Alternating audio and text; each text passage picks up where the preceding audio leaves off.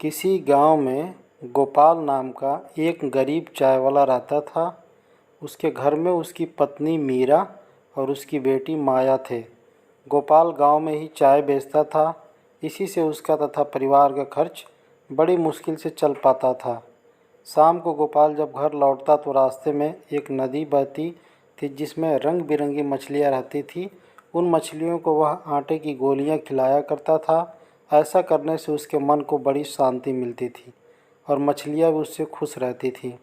गरीबी के कारण गोपाल अपनी बेटी माया से स्कूल की फ़ीस भी बड़ी मुश्किल से भर पाता था। एक दिन माया स्कूल से रोते हुए घर आई। गोपाल के पूछने पर उसने बताया कि आज उसकी टीचर ने स्कूल से उसका नाम काट दिया क्योंकि गोपाल ने पैसों की कमी के कारण पिछले 3 महीने से उसकी फ़ीस नहीं भरी थी। अगले दिन गोपाल चाय बेचने नहीं गया बल्कि उदास मन से नदी किनारे जाकर बैठ गया और वहीं बैठकर मछलियों को दाना डालने लगा। जब वो वापस जाने लगा तो उस नदी से एक सुनहरी जलपरी निकली और गोपाल के बोली कि क्या बात है गोपाल, आज तुम उदास लग रहे हो। गोपाल उस जलपरी को देखकर हैरान हो गया।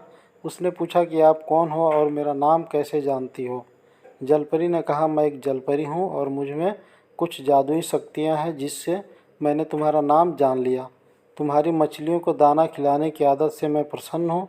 अगर तुम्हें कोई कष्ट है तो मुझे बताओ, मैं तुम्हारी सहायता अवश्य करूँगी। गोपाल ने सारी बात उस जलपरी को बता दी। जलपरी ने कहा, गोपाल, कल तुम सुबह सूरज निकलने से पहले यहाँ आना। मैं तुम्हें सोने के सिक्के से भरा थैला दूंगी जिसमें तुम अपने परिवार का खर्च अच्छे से उठा सकोगे। यह सुनकर जलपरी वापस नदी में चली गई।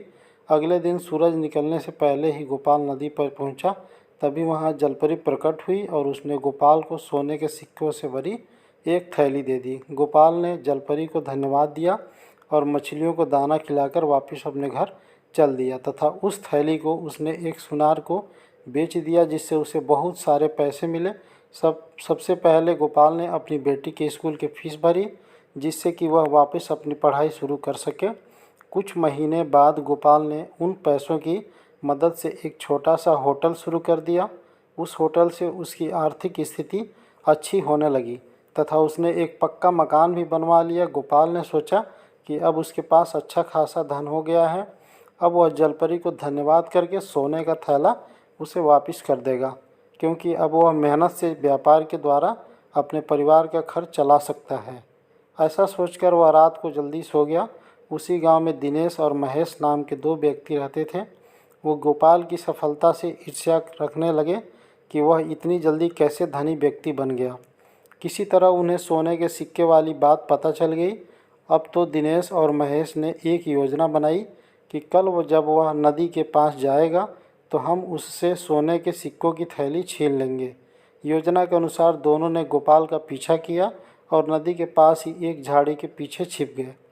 गोपाल ने जलपरी को थैला वापस करते हुए कहा कि जलपरी, तुमने मेरी बहुत मदद की और तुम्हारे कारण मैं अब एक धनी आदमी बन गया हूँ। साथ ही मैंने अपना व्यापार भी शुरू कर लिया है, इसलिए मैं यह सोने के सिक्कों की थैली आपको लौटाना चाहता हूँ। जलपरी गोपाल की ईमानदारी से बड़ी प्रसन्न हुई। अभी वह बात कर ही रहे थे कि दिनेश और महेश दोनों ने गोपाल को पकड़ लिया और उसे धमकाने लगे और थैला देने के लिए कहा। यह देखकर जलपरी ने अपनी छड़ी घुमाकर उन दोनों को बेहोश कर दिया। उनके बेहोश होने पर जलपरी ने गोपाल से कहा कि हमेशा ईमानदारी से अपना व्यापार करना, जिससे व्यापार में तुम्हारी खूब तरक्की होगी। यह सुनकर गोपाल ने जलपरी से वादा किया कि वह ईमानदारी और पूरी लगन से काम करेगा। उसने जलपरी को धन्यवाद दिया और सिक्कों का थैला सुनहरी जलपरी को वापस कर दिया। फिर उससे विदा लेकर अपने घर वापस लौट गया।